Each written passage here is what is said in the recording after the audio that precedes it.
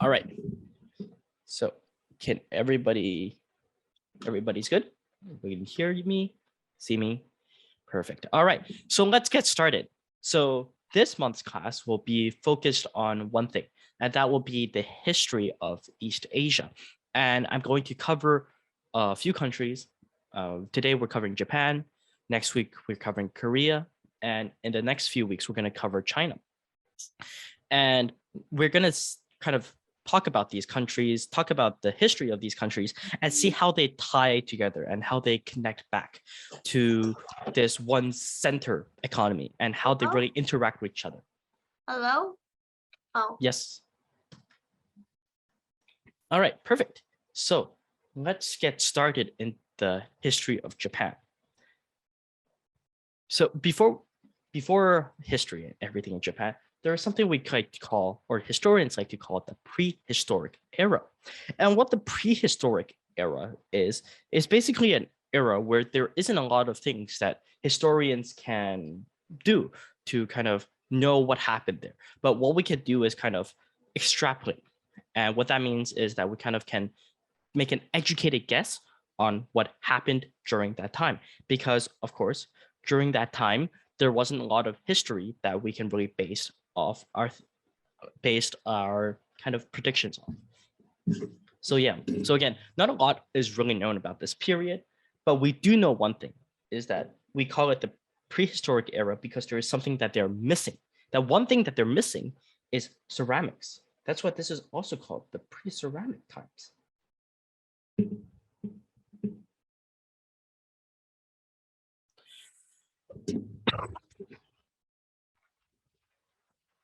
So the pre-ceramic times just meant that during this time, there wasn't any ceramics, or in other words, pottery. Does anybody know what a type of pottery is? Could they give an example? If you do, you can raise your hands and I can call you. Sorry, could you repeat that? Yep, no worries. So can somebody give me an example of pottery? And because we're talking about this pre-ceramic times, the importance of ceramic. So what is a type of ceramic? And maybe like, what can we use it for? Yes, Camille?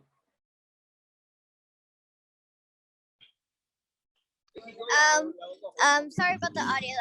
Pottery is kind of like things that are like you put like clay and then like you like sometimes you like use a thing and then you like make it like dry and there's like mugs and stuff and like containers. Perfect. That's what I'm looking for. So we got mugs, containers. That means they had equipment to help them shape these containers and mugs, right? And these mugs can be used for water, can be used for foods, and etc., etc. So, sorry.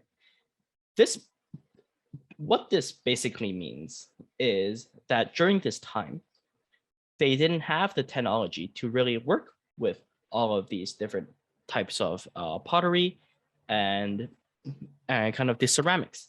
And that is because to be able to really use pottery and use ceramics, we need to be able to control fire. Because if you guys didn't know, one way to make ceramics and pottery is by heating it up. So letting it dry and then heating it up until it gets to a certain degree, and then it kind of forms its shape. And if it forms its shape, it stays as that shape, and well, it kind of just works.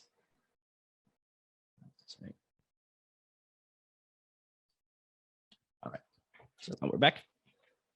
So another part of this is that pottery and ceramics really gives historian kind of this field of view.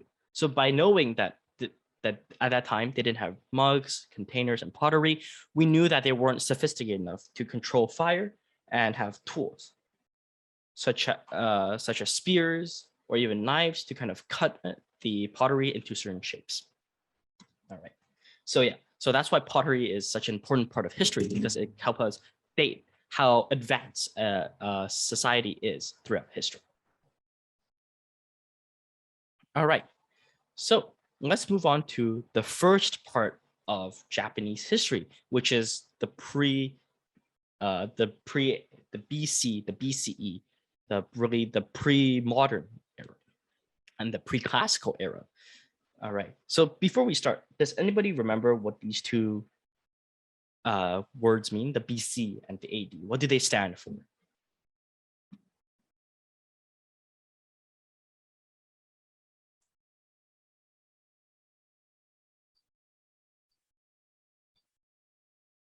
Nope. Yes. Do I see Henry?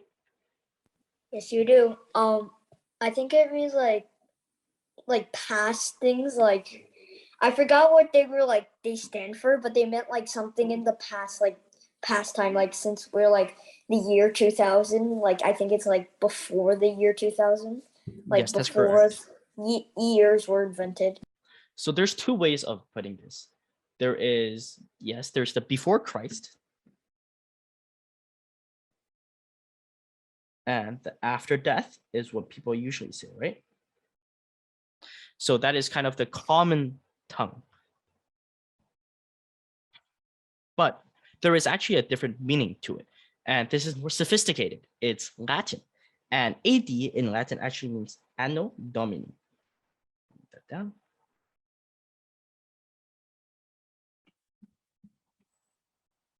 Which means in the year of the Lord, or basically at that time they believed that that is the year where Jesus Christ was born. So that's why it's called Anno, the year of the birth of the Lord, Anno Domini. So, however, we have kind of changed it to mean after death, even though it doesn't really make sense because that's the birth of Jesus Christ, not the death. But it's really to help us understand because Latin people really don't use it anymore. All right, great. So when we smooth that part out, let's move on. So let's start on the first part of this cultural tour before Christ, and that is the Jomon culture. The Jomon culture really is a culture that is named after the type of pottery, which is Jomon pottery. And this pottery is found all over the Japanese archipelago, and it was dated around the 2500 BC or BCE.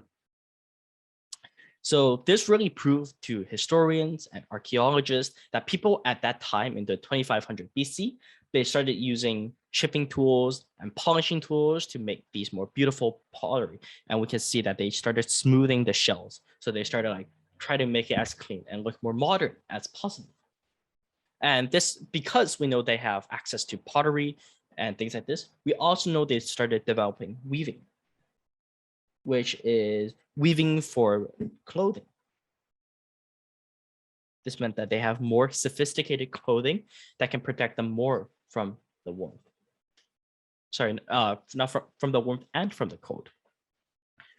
All right. And this also meant that because they have these more sophisticated and better looking materials and tools, they are able to create bigger structures, which meant bigger housing, and that means larger societies and having more people within one single place. The other part of this culture, the Yaoi culture, is coming after Jomon. So Jomon came first, and then we kind of progressed into the Yayoi, or the Yayoi, which is a culture that kind of started in the southern region of Japan. Well, this was kind of while Jomon started in more of the east and the northeast parts. What this really meant was that Jomon culture came first and Yayoi kind of came later on. And the reason why we know that this culture came later on was because of the type of pottery they used. The type of pottery used was more sophisticated and much more polished. So they started using what we call pottery wheels. I'm not sure if you guys seen it, but you kind of put this thing, put your clay on the wheel and it starts spinning. So you can make more round and more beautiful looking pottery. So pots and pans, things like that. This meant that they're more circular and they didn't really have to decorate it and kind of piece it together hand by hand. They kind of could just like spin it and create a perfect circle. That's why we know the Jomon culture came before the Yayoi culture. And because the Yayoi culture was more advanced compared to the Jomon culture, the Yayoi culture really took over Jomon and kind of spread everywhere and developed and overwhelming the Jomon culture and becoming the culture and the primary culture of Japan by the time that the 0 AD mark kind of rolled around. Another part of the Yayoi culture that we really thought we knew a lot about was that we saw that the pottery was more hard. That meant that they were stronger. So this pottery was much more stronger than everything else compared to the Jomon. This meant that we needed higher fire, higher temperatures, which also proves that they were able to better control fire and made a oven. Basically, at that point, they will use that an oven to cook the pottery to make it stiff. They were able to use this oven and kind of raise it to a much higher temperature than the Jomon was able to because of their more advanced techniques they were able to develop. Then this really marked kind of this next step in advancement in society, as I said, which really showed that the difference between the Jomon, which is earlier on in history compared to the Yayoi, which was much later on by around 2000 years. All right, so this is very early Japan, the earliest we can really go in Japan. So does anybody have any questions on that? Any clarifications needed?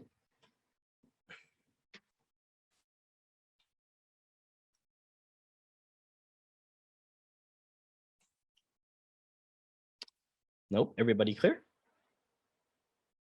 Perfect. All right, so let's move on. So we talked about the prehistoric eras of Japan where we really didn't have anything to really mark down what was there. It was complete guess from the historians and the archaeologists. And then we get into the first culture, the first society of Japan with the Jomon and the Yayoi, where we really start to see how society has advanced with using fire, and really that being the main turning point of society and help and making human development spring up and really just shoot into the future for them. And yeah, next, let's move on to classical Japan, which is from around 0 AD to around 1000 AD, where we really get to see the more traditional Japanese culture that we really known today. And when we look at a lot of the history. Hello. Yes, Harvey? Well, I'm just testing my microphone. Okay. All right. So the classical period of Japan really gets split into 3 parts. We have the 3 periods of Asuka, the Nara, and the Heian period.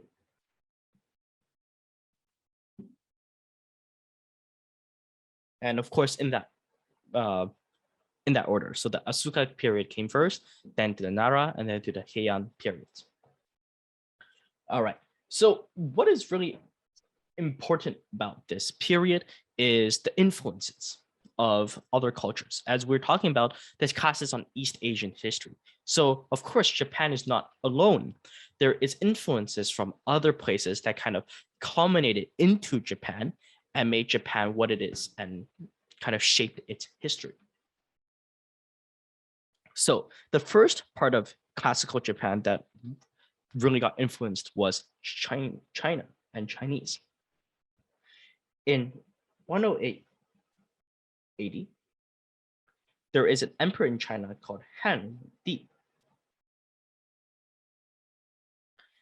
which occupied a place called Manchuria, which is the northern part of China. And of course, because he occupied the really northern part of China and what we call current days Korean peninsula. So, of course, back then they didn't have North and South Korea, but they kind of occupied that region.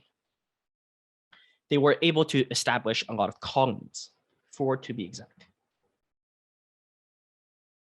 And these colonies really served as outposts for Han Wudi and his entire colony and his entire army to be able to spread further out from China. As you know, Han Wudi is a Chinese emperor. And as they started to conquer more and more land, they were able to make it across to Japan. So Han Wudi kind of conquered the Korean peninsula, and from there traveled to Japan and arrived to Japan to be able to spread the Chinese culture throughout Japan. So Han Wudi spread Chinese culture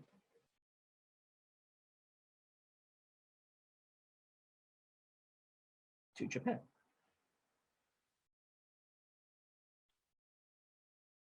And we really can still see this Chinese influence in Japan in the writings. So on the right side, we see a sample of Japanese writing. I'm not sure who here speaks Chinese, but you really can pick out a few words in there. If you can, that seems really Chinese.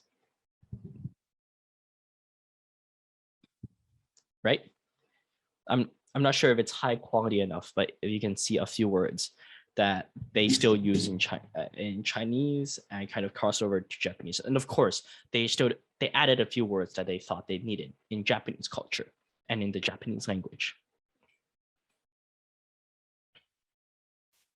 Yeah, so that is very interesting because we can see that Japanese people before this really didn't have a concrete language that can write down. So what they did was they took all the Chinese influences and implemented it and made sure that the Japanese had this written language.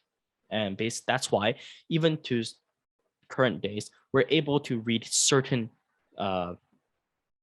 characters in the Japanese language because it's Chinese. Very cool, huh? All right, any questions on that? Nope. Perfect. All right, if there's no more questions, let's keep going. So let's move on. Still part of this really classical Japanese era between the 0 and 1000 AD, but to a more specific period where there is this new development in government and philosophy. As the society in Japan expanded and became much, much larger, and which more population because in economic growth, which means they have more money and they have more food to be able to support more people in their society and in their group. Because of that, they now need government. Because of course, there's a much larger group of people to govern. And now kind of these tribes and things like this are so big that they really can't have just one tribe leader. They really need a concrete government that they can put in place. So this really comes and government with the development of government, we also see the development of philosophy. So these two things really go hand in hand. They kind of always come up together in history. So Buddhism actually came before the development of the government, and Buddhism was introduced in 538 AD and was really promoted into the ruling class. So the ruling class or the rich people in Japan really love Buddhism because it really promoted peace and prosperity and of course, kind of the wellness of everybody. One person in particular, his name is Prince Shotoku,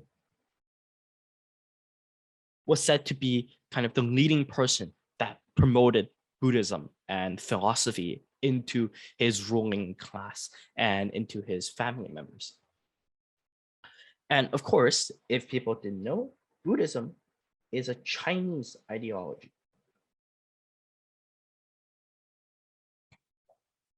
So again, that's where we go back to the kind of the Chinese influences. It didn't just influence its language, as seen here, but we really see how it influences its government and philosophy too, that because of the spread of language, they were able to develop this Chinese ideology of Buddhism. So yeah, again, and let's continue with that, is that Prince Shotoku came to power in 593 AD. So he became kind of the ruling emperor of Japan. So because he became this ruling power and this ruler of Japan, he was able to promote more of Buddhism to everybody and not just the ruling class.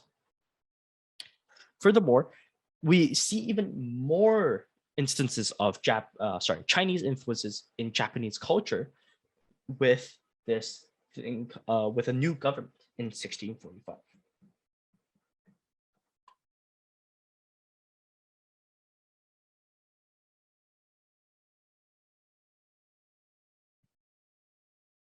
This new government system was modeled after the Chinese government system.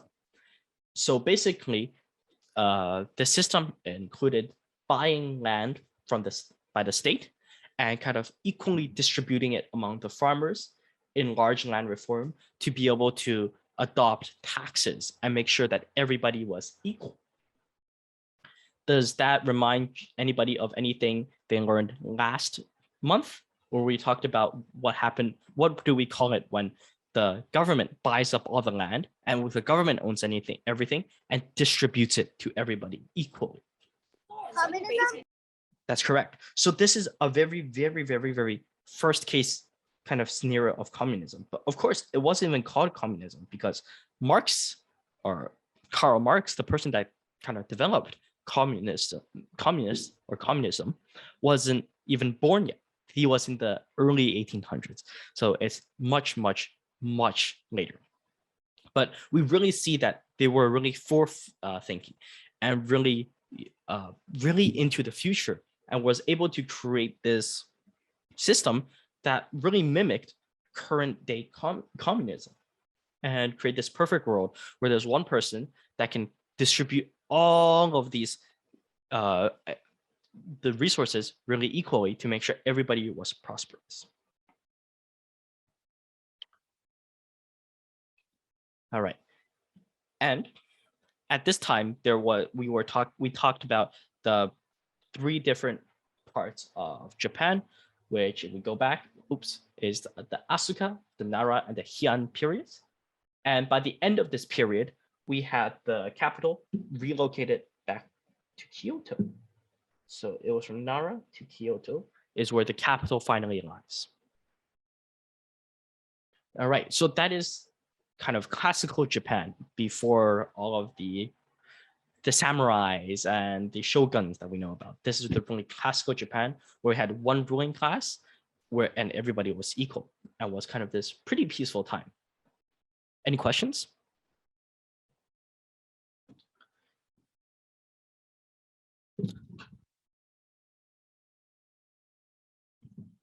Perfect. If there's no more questions, let's keep going.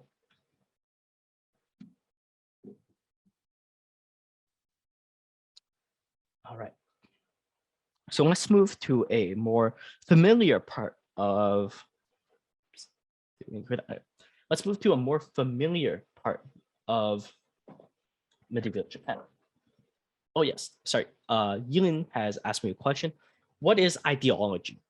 Great question. So an ideology is a way of how somebody thinks. It's the way a group of people or a society thinks. It's something that they also believe in, which is an ideology. So a form of ideology could be religion. So Buddhism is an ideology because it's something people believe in, and it's basically also a set of laws that people can live by. All right.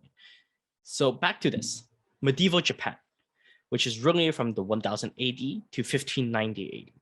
And this is the part of Japan that most people would know about and most science fiction would be talking about. So with all of the emperors, the shoguns, the samurais and all of the cool sword flinging people. So the first shogun was actually appointed in 1192 AD. So that was the first instance of where we have a shogun, or basically the ruler and the leader of samurais.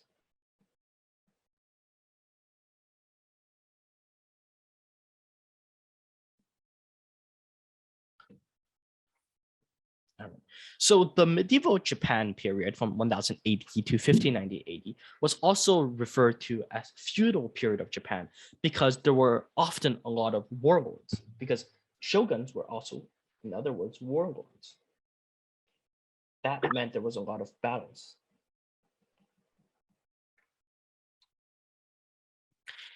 And how this kind of hierarchy worked, if you see on that pyramid, is that the land was ruled by powerful warlords. So these warlords owned all the land, and they were called daimyo, right here.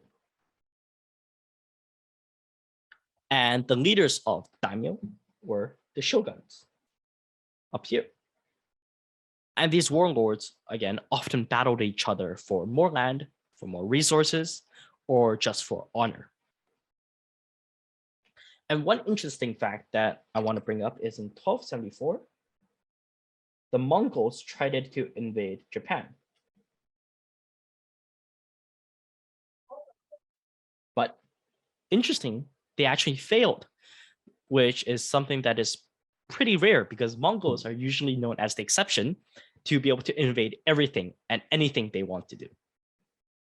All right. I see Harvey, you have your hand up. Would you have a question?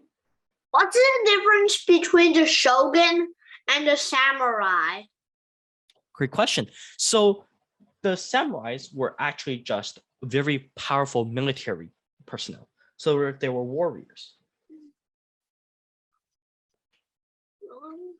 They were warriors with these really large swords and were really, really well trained warriors.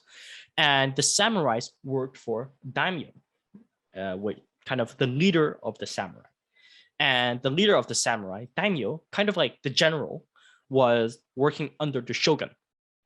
And the shogun basically controlled the daimyo and the samurai, and they all had their own kind of region and their own faction that they really worked for. So samurais are kind of in the bottom layer and they work for other people. All right. Great. So again, let's go back to this and let's talk a bit more about samurai because, of course, you guys must be interested.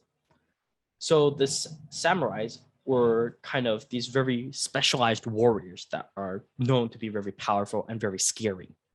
And they worked for daimyos, or actually in a direct translation, the word daimyo translated into great lords.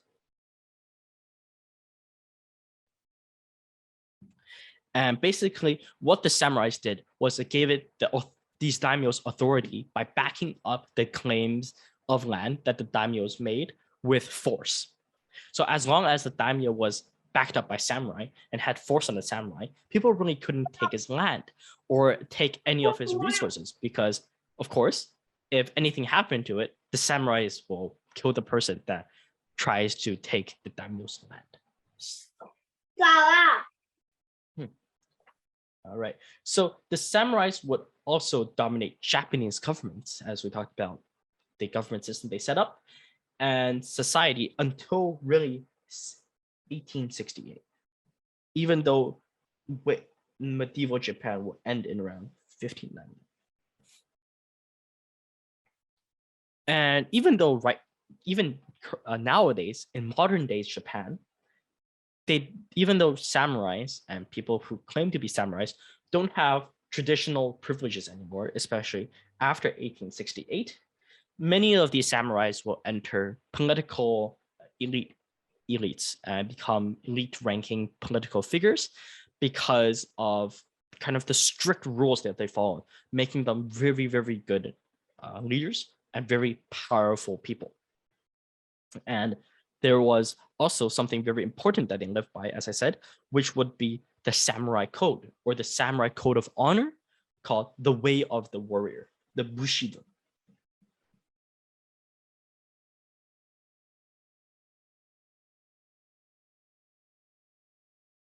Which was very important to samurais, that all samurais followed and really became important in Japanese culture and Japanese history nowadays.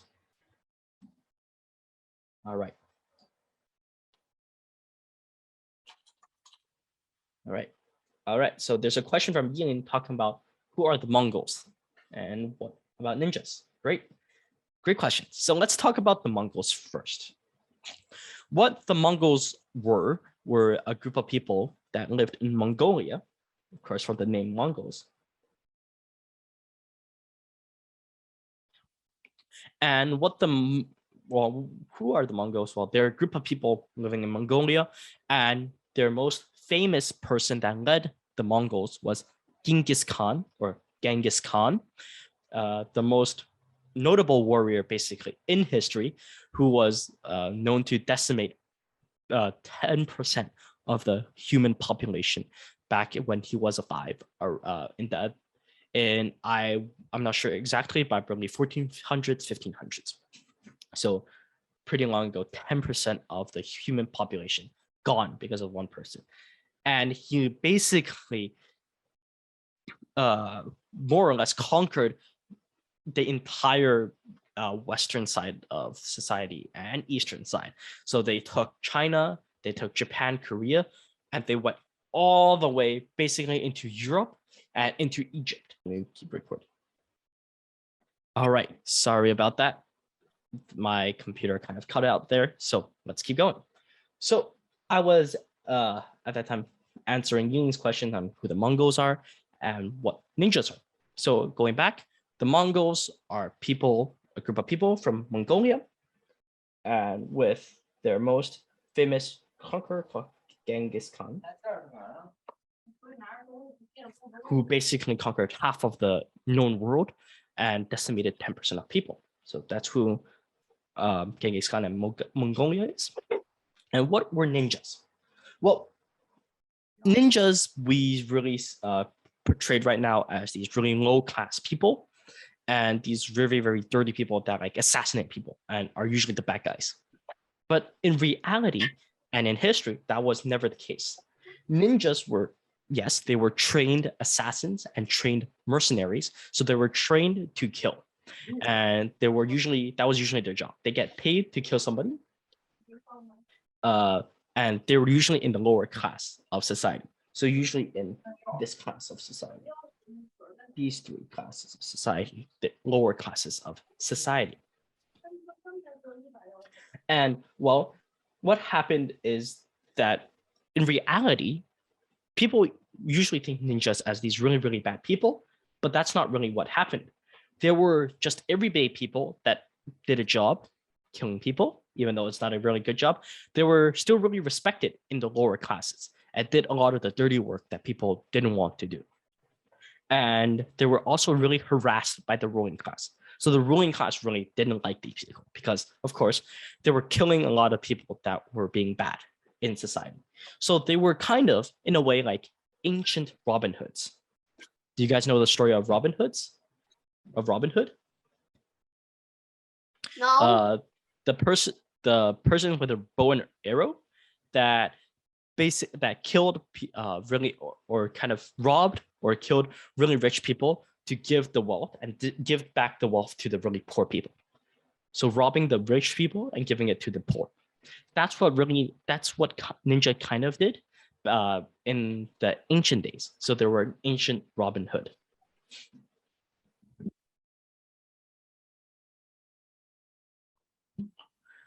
All right. So, Cool. yeah, very cool. So let's move a bit past the medieval Japan and into the unification of Japan. So the unification of Japan is still within this medieval Japan era. However, it's kind of at the tail end of it, right at this 1590 mark. And at this 1590 mark, there was a person, a leader called Toyotomi. Hideyoshi. And he was a leader and kind of emperor that really unified all of Japan. Because we talked about during the medieval Japan period, there were these different factions, different shoguns, different daimyos that really wanted resources for themselves. But what Toyotomi Hideyoshi was able to do was unify Japan and make it all under his rule. And he established something called the Edo shogunate, which we'll learn about more later on. You're muted. Oh, sorry. All right. Any questions on that? Nope. Nope. Yeah, pretty cool, right? You can see kind of the teenage life of a samurai and how they kind of worked. And you saw that not everybody became a samurai. Some people kind of, well, in this case, this person opted to become a painter because a samurai was this culture, this legacy where you learn a lot about everything from sword fighting to painting and art, and even as it said, a lot of religion. So like Buddhism, they learned about. So they were very impressive people back in that period.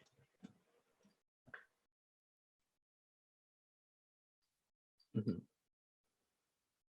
Yes, that's correct. Even Basho was a poet in Japan.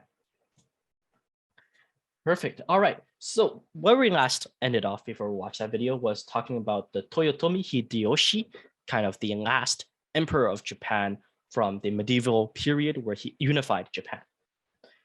And well, we talked about how he started the Edo shogunate that lasted from around 1600 AD to 1862 AD.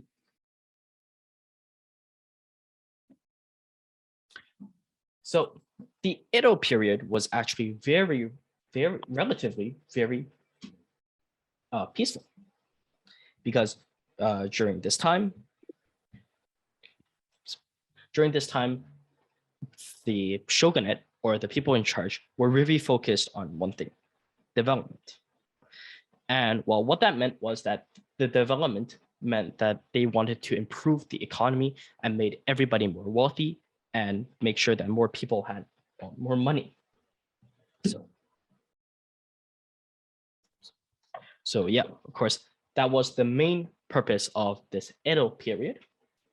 However, that period really came with one kind of caveat and one problem, because they wanted to develop internally and make sure that they were able to grow more crops, mine more things, etc., etc. One thing that they had to do was, well, they had to isolate from the world. This is basically when like America comes in and like trades with them. No, not yet. Oh. You're jumping ahead a bit. I like it, but we're not there yet. So in 1635, so kind of the start of this Edo period, Japan became this really isolated part. So nobody can come in, nobody can really go out, except a few Chinese merchants and a few Dutch merchants for more of the specialty goods for the ruling classes. Because of course, the ruling class is always the exception to all the rules. And this period of isolation will last over 200 years, which is a very, very long time, where the Japanese really didn't have more contact with the outside world. As we've seen before, there was a lot of Chinese influences in Japan, but that really stopped during this Edo period, where they kind of shut themselves in, kind of quarantined themselves, and let themselves prosper instead of trading. However, that kind of isolation ended in 1854. So let's jump so again, Edo period was very peaceful. Not a lot of stuff really happened. So in 1854, a person called Matthew Perry. From America? Yes, that's correct. Of course, the first American name we've heard by today.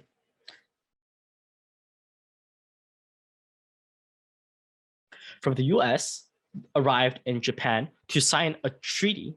So a treaty is kind of like an agreement or a contract to open trades with Japan.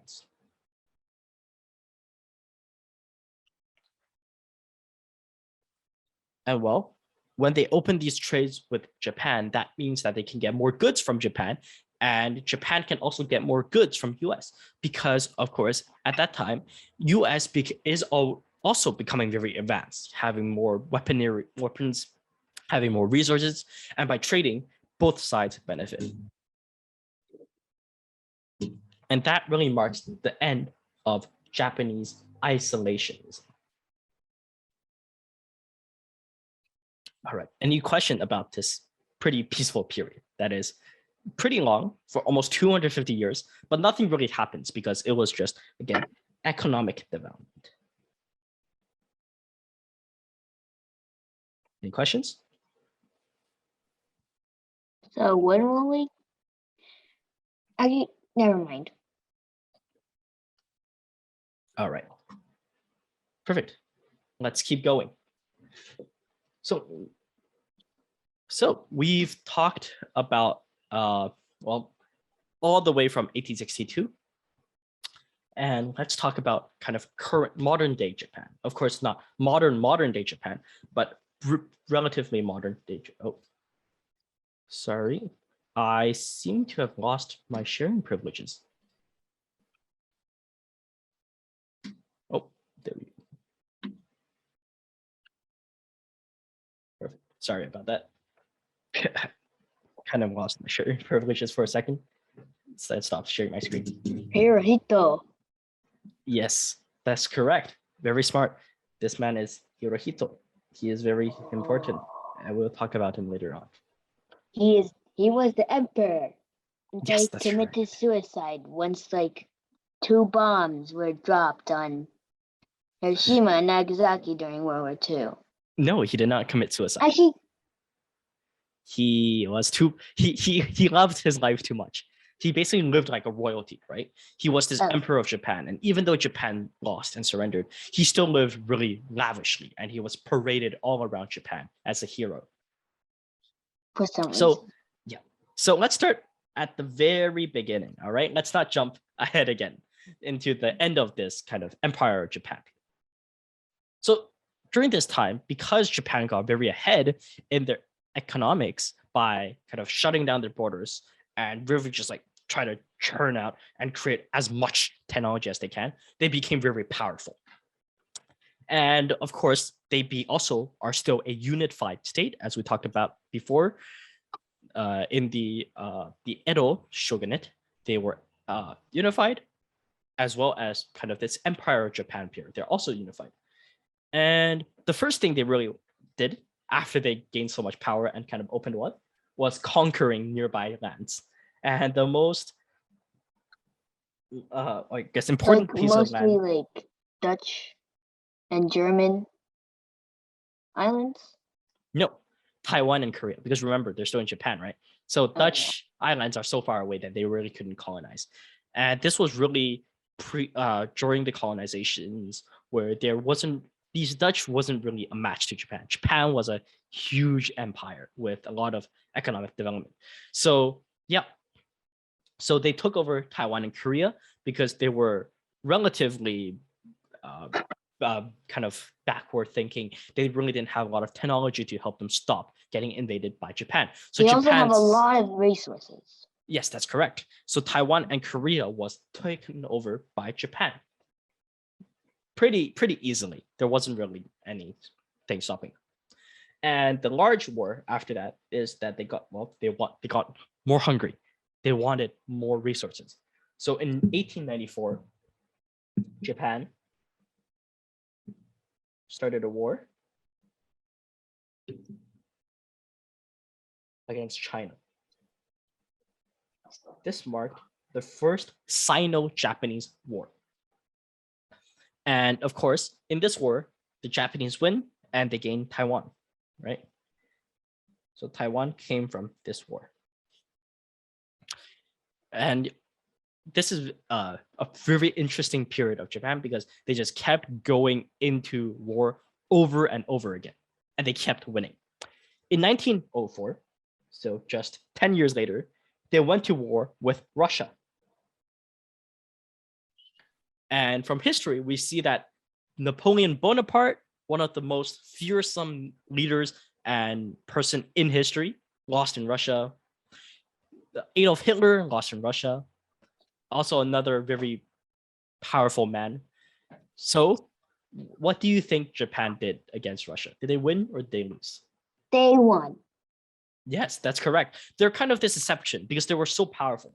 They were one of the only countries that can win against Russia. And because they won against Russia, Japan emerges as this super global world power.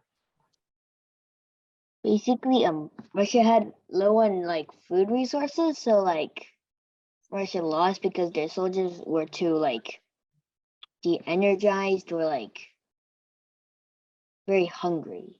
Yes, so they weren't prepared because Japan invaded through the north, through the very, very cold region of Russia, which none of the Russians really thought could work because, of course, it was too cold for a lot of things to grow there. So they thought that the Japanese would just starve to death, but no, they were very persistent and they were able to attack Russia from the east side and all the way into like Moscow and St. Petersburg. And basically in 1910 again, they invaded Korea. So we're talking about that's the second part of this very important colony that they invaded and annexed Korea, if anybody knows that word. Basically, officially claiming that this is my territory now. And yeah, this is very surprising because Japan just kept going to war and never lost. They just kept winning and winning and winning during this period.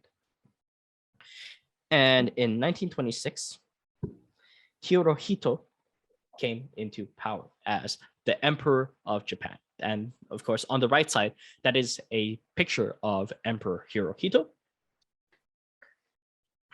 And just 5 years after Hirohito comes to power in 1931, Japan again goes to launch an invasion and invades Manchuria, which again is a northern state above China and in basically the northern part of what China is now. But now now that China is supported by like Germany, it's a little bit harder for the Japanese. Yes, but they still won basically at that point because Japan was so powerful. And of course, the most famous battle was in 1937, where Japan invades a major invasion into China, so mainland China, and not like into Manchuria, which is a small country that not a lot of people cared about, and capturing major cities such as Beijing and Shanghai, and able to basically decimate the Chinese military force. Because you got to remember, during that time, China itself was also going through a revolution, which we will learn in more detail in 2 weeks. And yeah, so because of this revolution and kind of this civil war within China, Japan was able to take this opportunity and successfully invade China and take over massive amounts of land. So does anybody know the most famous battle or the most gruesome battle that happened during this second Sino-Japanese War in 1937? A very famous kind of event.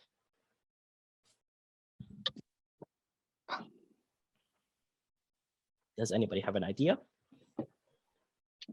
Your parents might know. Some, but I forgot the Your names parents of it. must know. What happened during the second Sino-Japanese War? I even forgot a bit.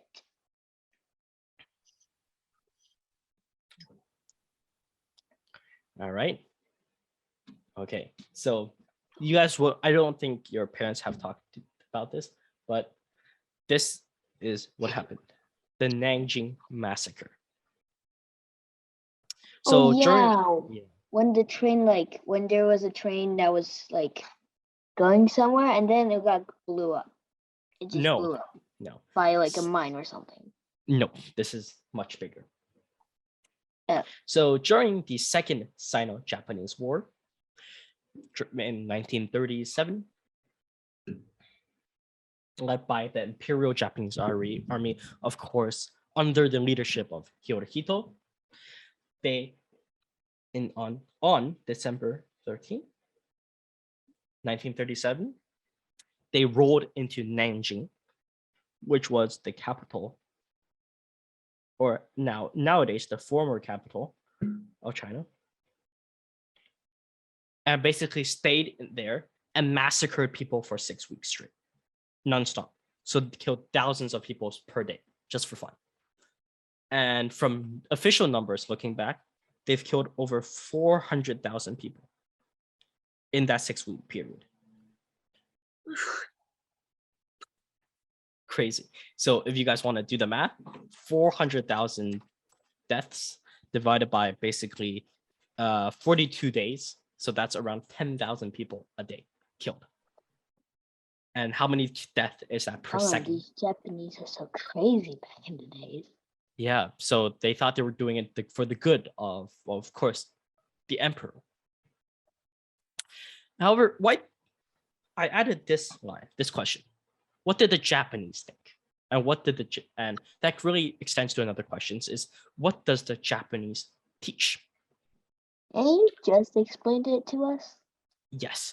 So we talked about how we know from official numbers that they've killed over 400,000 people. However, in Japanese textbooks and what Japanese children learn is they never learn about the Battle of Nanjing. It never happened in Japanese textbook history. There is only a footnote. Basically, this tiny note in a 500-600 page textbook, and only this tiny, basically 1 or 2 words, talking about this huge event that killed 400,000 people. And they basically, no. Yes, so they kind of gloss over it. And of course, this is dubbed the Nanjing Massacre because basically they killed people, innocent people, for no reason. But in Japanese textbooks, they call it the Battle of Nanjing. Or sorry, the Battle of Nanjing. Do you see a difference there? The use of words? Yes, they didn't want to have a protest about what's happened. Not just that, but they're trying to kind of downplay it. They want people to think it was a battle, that 2 sides were even, and that both sides had a lot of deaths. But in reality, mostly only Chinese people died, because the Japanese were much more advanced than Chinese. So the 400,000 people dead are all Chinese. So I do not think it's fair calling it the Battle of Nanjing when it was so one-sided. And it was also to make Japan look in a better view, right? It made them seem less as a bad guy. So of course, again, the Japanese tried to cover this massacre in their history instead of acknowledging them. I'm sure if you guys have school here, we talk about the indigenous people and the First Nations and how through a lot of these religious groups, these Catholic schools, we killed a lot of indigenous and First Nation people. However, we acknowledge that, and we acknowledge the wrongdoings of these ancestors of Canada. However, in Japan, they don't do that, and they try to cover it up and not acknowledge it at all. All right, so any questions about this?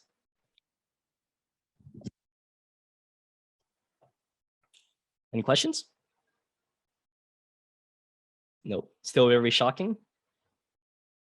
When did Japan sign the treaty with the tripartite pact or something? Sorry, the try something pact with Germany, Italy, and Japan? Yes. So the tripartite pact was signed when the World War I started. I believe they signed it. World War I started in 1939. They signed it in 1940, basically saying that, basically creating this we have the Allies and we have the Axis, right? And the Axis was Japan, Italy, and Japan. In 1940, basically just kind of creating the two sides of the war. By the way, is Germany even a friend of China? Because why Not would not Japan really. really- However, there were two sides of World War II. We have the kind of the European side where everybody was fighting Germany and Italy, and the Eastern side where everybody was fighting Japan. And Japan and Germany, even though they had this pact, Germany didn't really help Japan, and Japan really didn't help Germany militarily or with resources.